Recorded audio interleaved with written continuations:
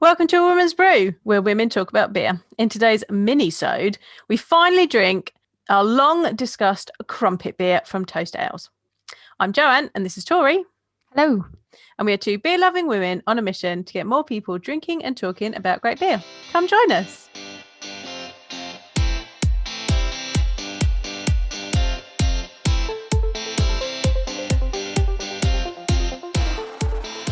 So, I'm excited. It's exciting day, exciting time.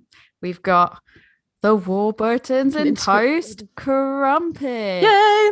So excited. Yeah. So back in episode 10, when we were talking about sustainability and we talked about toast, I got us off on a bit of a tangent about crumpets because they had made previously a crumpet beer. Then I think literally a couple of weeks after we recorded that episode, they announced that they were releasing another crumpet beer that was a table beer, and here it is. For those it's exciting on the video, it is an orange label. It's got a picture of a crumpet on it that says Warburtons and Toast. Here's to change. Table crumpet beer, light, fruity, planet saving. So we thought we'd tell you about it again. Yeah. Yeah, we're not going to really talk about toast this time because obviously I feel like we covered all the ground of like toast itself and their practices and everything else. Yep. Although what I will say is if we just quickly sort of go through, we do have the full range with us. Yeah, we've got their core. Joanne very kindly had to get the whole package to get the crumpet and sent me one of everything. So we've got I got a glass as well. Oh yeah, you got a glass. I'm using my good because good. Oh, yes. Good. Yeah. So yeah, we've got what are we starting with? The Session IPA. Yeah, sessiony. It's like an red orangey label, reddish Session label. IPA. Yeah, that's citrusy, hoppy, and planet saving. Yeah. We've got craft lager, yellow label, which is crisp, refreshing, and planet saving. I like to use that for my malt lesson in Build Your Beer Vocabulary because it's quite a nice malty lager. Nice. You pick the next one. Let's do the green one. Green one. They're pale ale, golden, zesty, and planet saving. There you go. And then the last one we've got is the American Pale Ale. Is that why you let me do this one? Because it's the American Pale Ale. I didn't even think about it, actually. That's a mere coincidence. Planet saving, and it's the American Pale Ale. Yeah. And to be fair, I think it's quite easy to get the core range. You can, I think we already talked to the Toast episode. It's quite easy to get the core range or some of the core range at supermarkets and everything else. It's very good, very sustainable, great company. So I thought, well, what are we going to do for this crumpet episode? So I reached out to Kristen from the social media team of Toast.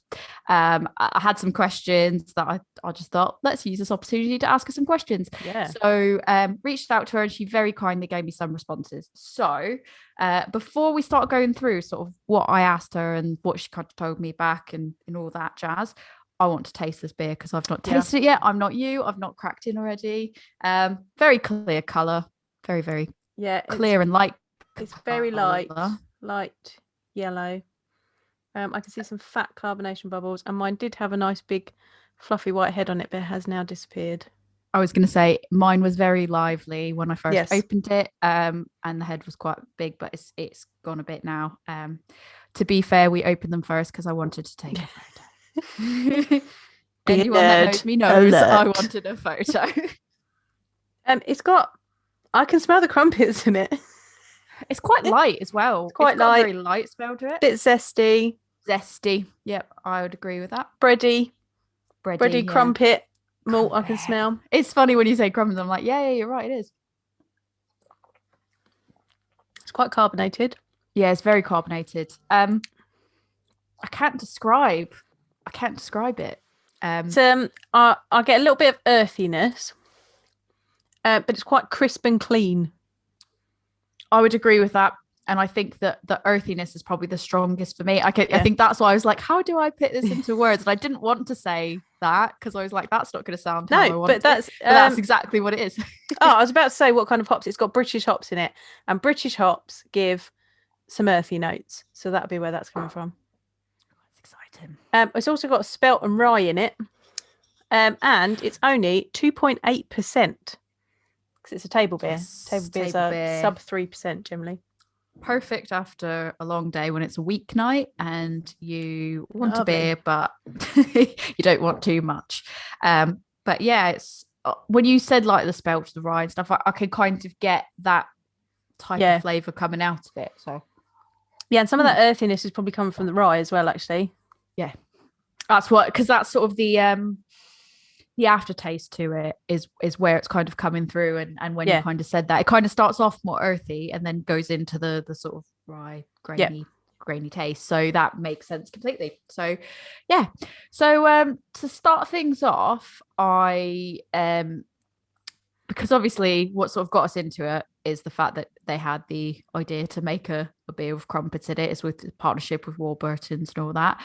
So I was curious really if they chose crumpets for a specific reason, if there was, anything relating to the composition of it that would mean that's the type of bread, for lack of a better way. Because I don't know, how would you describe a crumpet? I mean, we've described it in the other episode, but would you call it bread? Like, is it bread? I mean, yes, it is. It's a dough product. It's got yeast in it, but it's kind of griddled rather than baked, I suppose, is like the way. A naan, I guess. Yeah, you can't do it. So when I've tried to make crumpets at home, they are not easy to make, by the way. And you just do it in like a dry pan, and so it just kind of I guess it does kind of toast a little bit, like you're just kind of heating it. And so I said in the other episode that there is a crumpet shop in Seattle, and when you watch them do it, they have metal rings that they plop the dough into, and then it's on a big hot plate, and then you flip them over. So you do one side and then you flip them over and do the other side, and then it kind of cooks through from either end. I can picture exactly what you're saying. Sort of when you describe that, I can picture like the metal rings and everything like that. So on a big hot on plate. a griddle, on a big griddle. Yeah. Fair enough. But I was like, oh, do you really call it bread? But basically I sort of said to them, when it comes to making your beers, did you pick a table beer, for example, because you thought the components of a crumpet would be really good for a table beer? Do you use a particular type of beer to make your American pale ale? Or, like, for example, like would you say like, oh, a sourdough makes a better IPA than a rye or something like that? So I was really curious to know about that. And her response was, for a short answer, no. Their core range, they don't really change up the bread itself. They kind of use the same bread they use for all of them. It was more that they use specific bread more for their collaborations and their limited releases, not so much for their core ranges, because it didn't matter for their core ranges. We'll talk about the special releases in a minute or two. But yeah, I thought that was quite interesting because in my head I was like, not being a brewer at all, thinking, do certain types of bread make better styles of beers than others? So I was hoping you might be able to share a bit of insight, because you made their recipe for the pumpkin double, which you very kindly shared with me, and you sent me another bottle, and I've got it out in my fridge waiting for the right opportunity. And I didn't know if you sort of had any ideas of tips on beer for certain things, or what you did for that. So in the autumn, around pumpkin season, Toast put out a homebrew recipe version of their pumpkin double recipe, and completely in this, like, it was just PDF that they popped up on their Instagram and on their website, and it told you how they sort out the bread to put it into the beer. So they take away a percentage of the base malt, which is where a majority of the fermentable sugars that create the alcohol in beer comes from, and they replace it with the bread. But you can't just like take it out of the bread bin and shove it in your beer. Like, it's got moisture in it, and that's going to upset your temperatures in your mash and things like that. And so you have to dry it out. So I took almost all of a wholemeal loaf of bread, put it on trays and put it in the oven at 90 degrees Celsius and dried it out for, they say, about an hour, but it depended on the thickness of it. It can be a couple of hours, until it's kind of stale, almost like, and crispy. It's not like you're not baking it again, you're just kind of drying it out and getting the moisture out of it. And then you have to break it up into pieces, but you don't want to like completely crumble it, because if you do that, it's going to, the way that I brew, I use a sieve to get the wort away from the grains. that is going to completely gum up your sieve. In a commercial brewing process, it's going to gum up the bottom of their mash tun when they're trying to drain away, and you won't get the water out of it because it will just be stuck in all those little bits. So you kind of break it up into kind of a little bit bigger than crouton size and put that in. I decided to use wholemeal bread because I was making a double recipe. That Belgian double is more malty, so I wanted kind of that darker malt from it. But I suppose it's more about how much fermentable sugar you can extract from those grains. And you might be able to get more out of white bread because it's got more rubbish in it. It's probably got more diplomatic. It's probably got more sugar in it.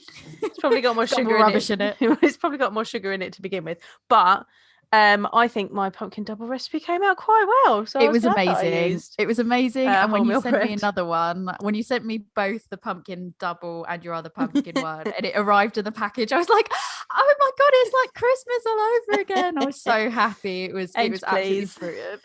So 2 questions off the back end of that before we go into the next question. So you're mentioning them being like crouton size pieces. Yeah. Could you, in theory, cut them up into those size pieces before you dry them out and dry them out in those size pieces, or does it have to be done sort of after? No, you could probably do it before.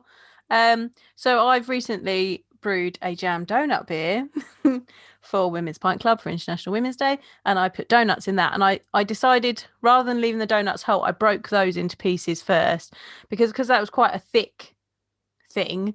I wanted to be able to kind of get in to it to dry out the moisture. So I broke that up into pieces first. I think that helped a little bit, but they took like 2 hours to dry out because they were much thicker than your standardized slices of a loaf. Second question off the back end to that was, can you over dry, like can it be too dry? If it's too dry, does that cause a problem as well? Like will that impact the taste, or is it dry? Yeah, because your grains are dry when you put those in, so I wouldn't have thought so. Fair enough. You don't want to burn it, I suppose. No. You don't want to burn it because then you're going to get different. Then you're getting something different out of it because you're getting the as if you were using darker malts. Then you're going to get different flavors and colors from that, and potentially you're going to have caramelized or burnt the fermentable sugars that are available. As long as they're still there, that could make something really interesting. It could do. Wouldn't smell great, but but you don't put much of like so your dark malts like your chocolate and your Peyton Black are like roasted, and you don't put very much of those in a beer, even when you want something really dark and roasty, because if you put a lot in, you're adding bitterness and it's going to get overpowering. I wonder if you could be a bit playful with it. I mean, you could do a few burnt pieces, a few not burnt pieces. See what happens. Yeah, it turns up. I thought that was an interesting bit to see what your thoughts on it were, actually. And then I guess in a similar vein to that, the next question that I asked her was where we started sort of talking about some of the making of things, whatever. It was prompted by the email that came out on Valentine's Day. I think we mentioned it in our Valentine's Day episode. They've done for Valentine's Day, they did a box that was it was a couple beers, and then there was a bread making I won't want to say bread making kit because it was just sort of, I guess, the dry ingredients for the bread, and then they gave you an extra pale ale to add into the dry mixture to make the dough for the bread, and then that would make a beer bread. So the question that I kind of asked her was, when it comes to making their bread, could you use any of their beers, or did it have to be that pale ale for a particular reason? Is the pale ale the one that's going to make the better bread? Because I said that was the one they gave you the extra of, and she kind of confirmed that like pretty much any of their beers, their core range beers anyways, you could use to make it. It was going to be totally fine, not a problem at all. She just said that, from their experience, they just felt the pale ale probably had the best profile for making the bread, at least the bread pack they put together. But you could really use any of their core range, or I guess indeed any beer you wanted, really. But I know that I thought I'd bring it back to you. I know you've made quite a few, but you made pizza dough, you made all this. Do you find that there's specific types of beer that you use to make certain types of breads and baked goods and not other ones? Yeah, definitely. Like the flavor of the beer is going to make a huge difference on what you finally make. So I suppose I've done the most experimentation with pizza dough, but that's very similar to making bread. If you can add a stout to it. It's going to make the color of it a lot darker. You're going to have much roastier, darker, like almost slightly burnt. Like those flavors that you get from that stout are going to be in that in your final product. I've used quite a bitter IPA to make a pizza dough before, and you can taste it. So if you you don't really necessarily want that hoppy bitterness in a baked good or in your pizza dough necessarily. Other things you might want that kind of citrusy bitterness in, but perhaps not in bread. I'll tell you the best thing that I've found to make my pizza dough is a craft lager, because it makes it really light. You get that kind of the graininess from it in there, and there's a little bit of that, I say floral because that's the kind of hops you're getting, but that kind of earthy floralness that you're going to get from those hops, like that's quite subtle, but it just adds something to the pizza dough. That's the best thing that I found for doing that. But you can literally try anything. But remember, you want quality beer. Like, don't be going down there and getting your Tesco Savers because there's not going to be much flavour and what's the point at that point? There's no point. You might as well just do it normally.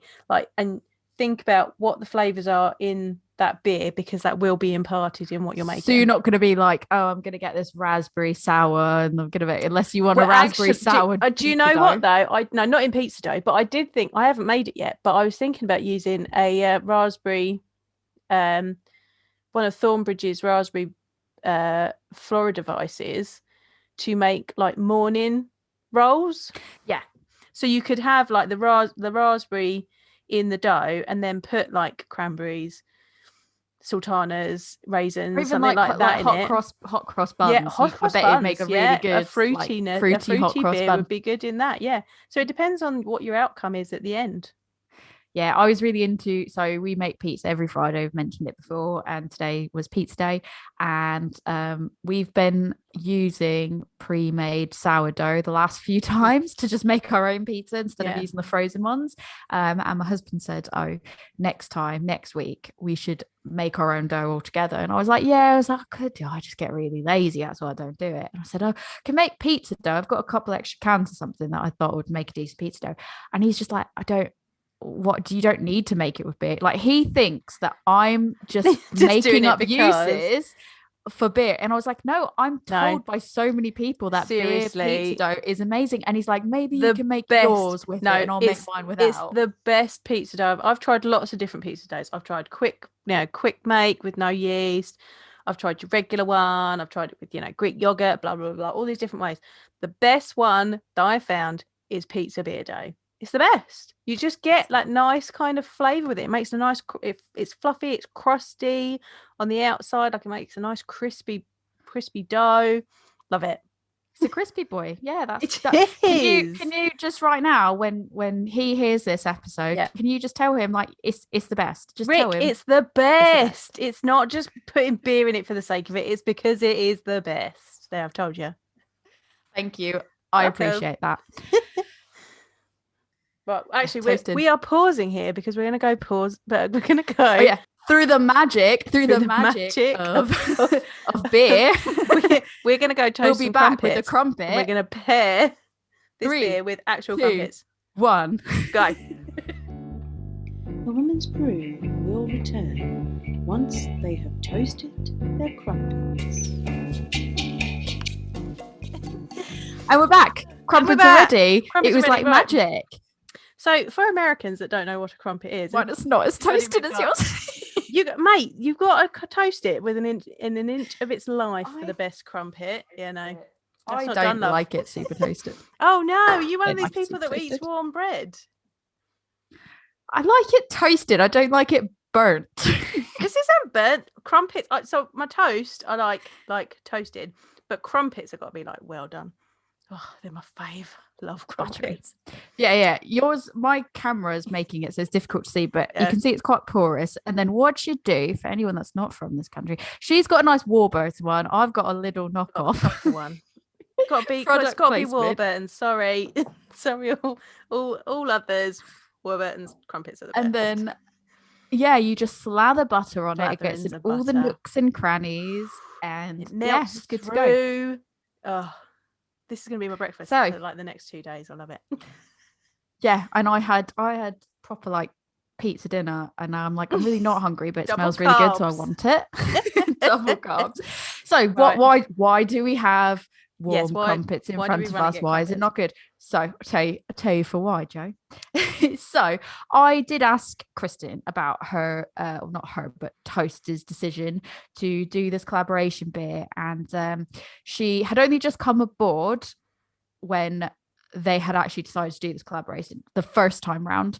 So she didn't sort of know the history of it, but she was kind enough to send me a press release. So I'm going to read for you what the press release was. So it states, the launch comes as Warburton looks for innovative ways to grant its leftover food waste a second life. The collaboration at first is on a limited edition basis, but dependent on consumer demand, will be rolled out on a larger scale. Darren Little, head of product innovation at Warburton's, this was at the time, I don't know if he's still the head of product innovation, so take that for what it is. He said, we're thrilled to announce an innovative way of utilizing our wonky product while celebrating the nation's love of crumpets in a whole new way. Not only are we proud that crumpet beer is our first non-baked product we've ever launched, there's nothing butter than this cold brew teamed up with a plate of warm crumpets. So before I read the second part of that press release, let's try it. Let's see. Let's see what it is. You're making me like keep away from my crumpet. Keeping away from your crumpet. I love crumpet. Love a good bit of crumpet. So many innuendos. I feel like for any Americans that are watching this and listening to this or whatever, think about it as like, as I'm chewing with my mouth open, think about it as like having your English muffin, which, Joe, would you just call it a muffin? Like, that's the question I've always wanted to know. Would you ever just call it a muffin? No, they're still called English muffins over here. Is that weird to you? No. I think, yeah, this beer's all right. But It's not the first time I've been asked that either, by the way. I've always wanted to know, but I've never wanted to ask. Not you in particular, just in life. I just always think it's funny just to think, it's just called a muffin. I think it brings out the more citrus notes in the beer. Yeah, I like it. It is. Both are very Moorish. Yeah, he's right. Darren Little, head of product innovation at Warburton's, or previous head of innovation at Warburton's. Don't know. Whatever the case may be. Well done. Solid score. Because I would have thought, oh, do you really want to have a crumpet with beer? Like, is it just going to take away from it? No, it doesn't at all. Very good. I mean, I'd happily drink this with my breakfast. Yeah, I mean, yeah, fair. But then that's what we call probably alcoholism. So we probably shouldn't do that. Only 2.8%. It's fine. It's a table Oh yeah, that's. beer. I forgot. Here's another This point. is the table beer. Here's another point, though.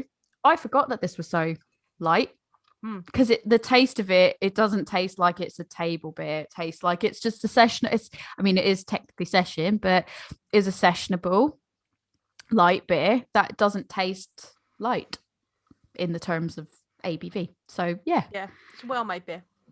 While you finish the rest of your crumpet, the end piece of the press release is just basically James King, marketing and brand manager at Toast Ale, which again, I'm not sure if he's still there or not. His comments are, our mission remains to brew beer that is planet saving and palate pleasing. And we couldn't be more excited to venture into the world of crumpets. As a British staple, they bring something wholly different than our brewed beer and a unique taste. We will continue to toast change and hope everyone loves this new crumpet beer as much as we loved brewing and tasting it. I liked how that I liked the puns. The puns were fun. Yeah, the puns are fun. You better believe it. It was great. And yeah, it does pair well with a crumpet. So I mean, I did ask her as well, was she aware of any challenges that they had? Because obviously this is something different for them where they normally use bread.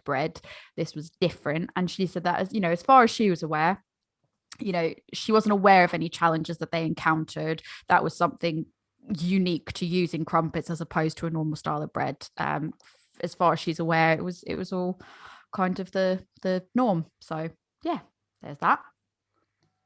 Nice bit of crumpet. So yeah, apologize to our listeners for us just chomping listening to away me chomping away. Crumpet. Yeah, to be fair, I've got some more crumpet, but I don't want to chew in your ears. But I couldn't. Mine's I had to gone. just break off one more piece of it. That's because you got Warburton's and mine's my knockoff. Yeah. So yeah, I mean, after that, we sort of kind of got away from the core range stuff because they've been doing something really interesting. They've got their Rise Up series. So I thought I'd ask her a few questions about that. But I guess before I sort of say what those questions, and basically the Rise Up series, the blurb that's on their website about it, if you're wondering what their Rise Up series is, what's written on their website is food production is our biggest impact on the planet, but 1/3 of all food is wasted and millions of people don't have enough. Our food system is broken, but we can fix it. Our Rise Up series of limited edition beers celebrates change for people and the planet. So what are these beers, you might ask? So the ones that are currently out at the moment is you have one that's called Rise Up for Rivers.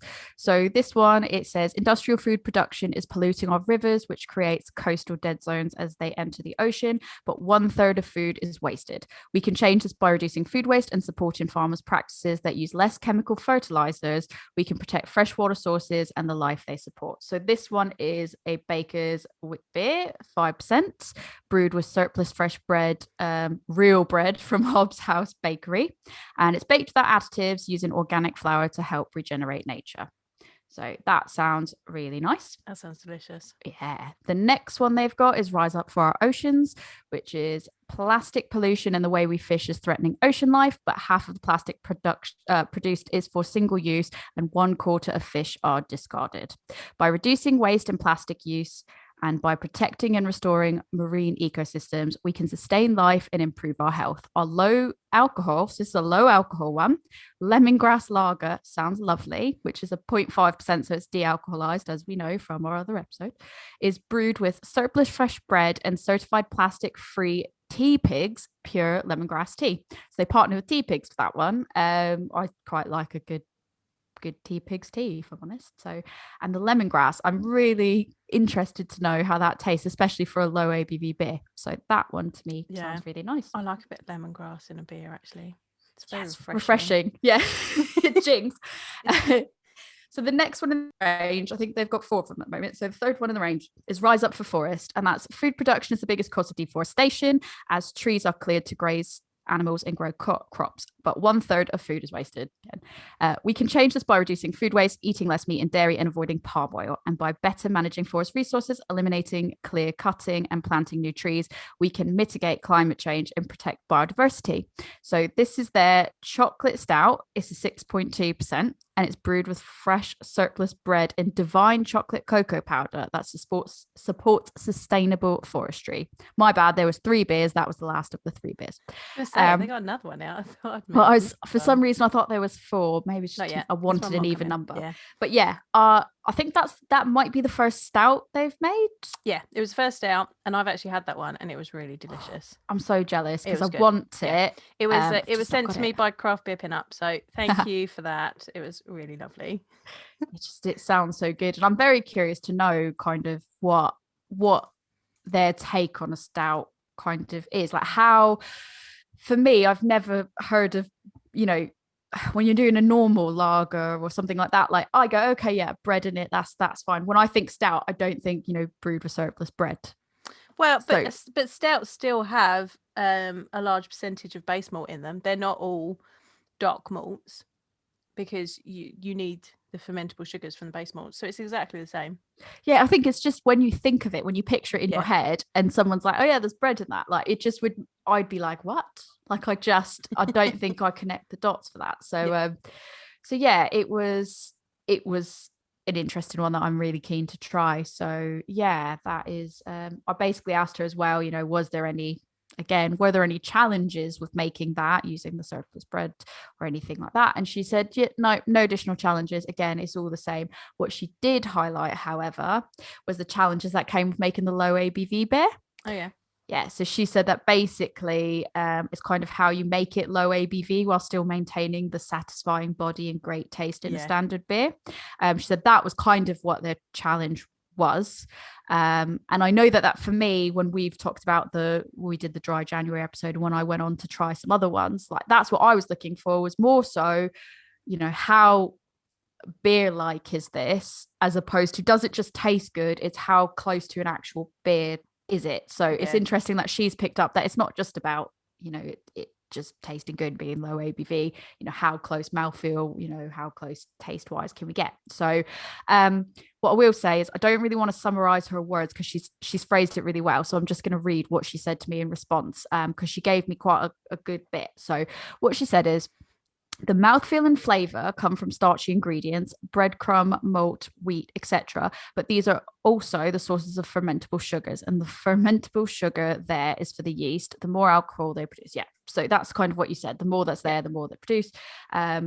Covered that, but she said big commercial brewers can produce a standard beer, then use reverse osmosis, fancy whirlpool wizardry, as she said, to remove the alcohol. But as a small brewery, we had to do things differently. So that's where it gets interesting.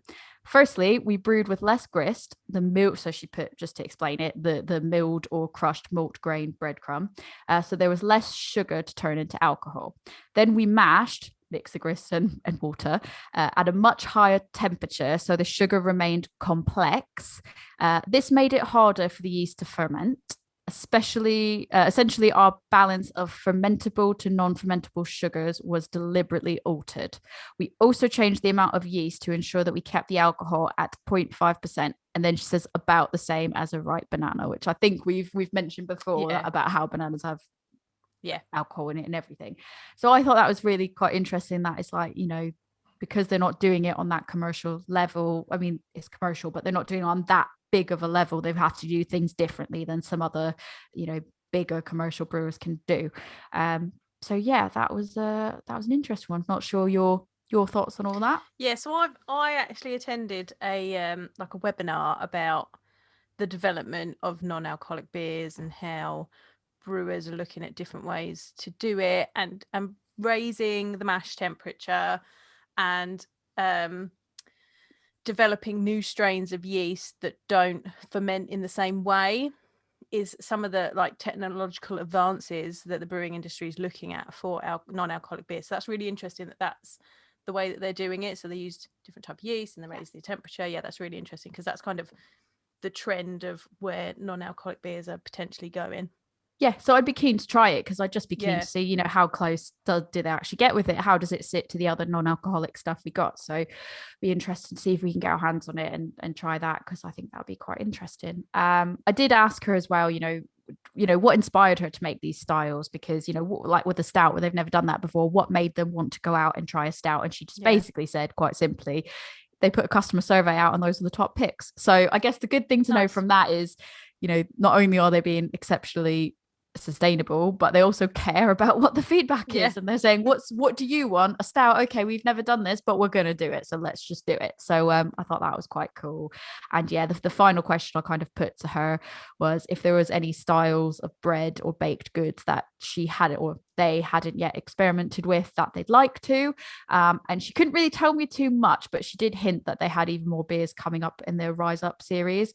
So this series is leading up to COP26, which is in November, and that is the 26th UN Climate Change Conference of the Parties. So basically this series is going up until then, so November, and she said she can't promise there's going to be any new baked goods, but she did say that the up and coming beers were tasty, interesting, and planet saving. So I'll be interested to see what's there. I just want to say as well, like, Joanne, you bought these beers. We weren't approached for this. We weren't like, this wasn't a paid advertisement or anything like that. I was desperate to get these crumpet beers. She wanted the crumpet beers on the website straight away. It's just, we like them. We support the sustainability. We think they're great, and that's why we did it. So I just wanted to say, as I'm reading that out in the way that it is, that it's not a product placement, it's not an ad. Right. We weren't approached for it or anything. She was just very kind to answer some questions for us. I did say, as a final message, just was there any final push she kind of wanted us to get across on this? And she just said that she just asked really if we could just share that people should write to their MPs ahead of the COP26. She gave me a link and a template and all that, and she also gave me some YouTube links to some masterclasses they've done. So if we can get that in the show notes, we can put that somewhere for people. Get on it, get sustainable, write to your MPs, do all this, not to get on my soapbox and preach to you, but it's really great. If you go on their website, you can read all about the Rise Up series and what they're doing and the good stuff that they're doing and supporting. So that's everything I got back from her. So thank you, Kristen. That was really brilliant. Yeah, lovely of you to respond to me. I really appreciate that, because I know everyone's quite busy now, so it's nice that she gave me some time and gave me some responses. So final thoughts, Jo? I love a crumpet beer. I love crumpets. I love crumpet beer. There you go. My name is Joanne and I love crumpet beers. Hi, Joanne. This was really good. Really pleased that you sent this to me. Thank you for that. I'm gonna go try to make some pizza, some beer pizza with some of these other ones and see what I get out of it. So I guess if you've tried the Warburtons and Toast collaboration, let us know what your thoughts on it, or if you tried any of the new Rise Up series, let us know what your thoughts are on let it. us know what your thoughts are on that. Where can they find you to tell you about these? If you would like to tell me about crumpets, I am my personal account is Woman's Brew on Facebook, Instagram and Twitter. You can also find my beer school, where we drink the craft lager to look at vocabulary for malty beers at Love Beer Learning. We are Love Beer Learning on Facebook, Instagram, Twitter, TikTok, Pinterest. We're everywhere. You can come to my website, which is lovebeerlearning.co.uk, and you can email me, lovebeerlearning@gmail.com, and we'll pick up any emails, any thoughts you've got on future episodes for the podcast there as well. Where can they find you, Tori, if they want to talk about beer pizza?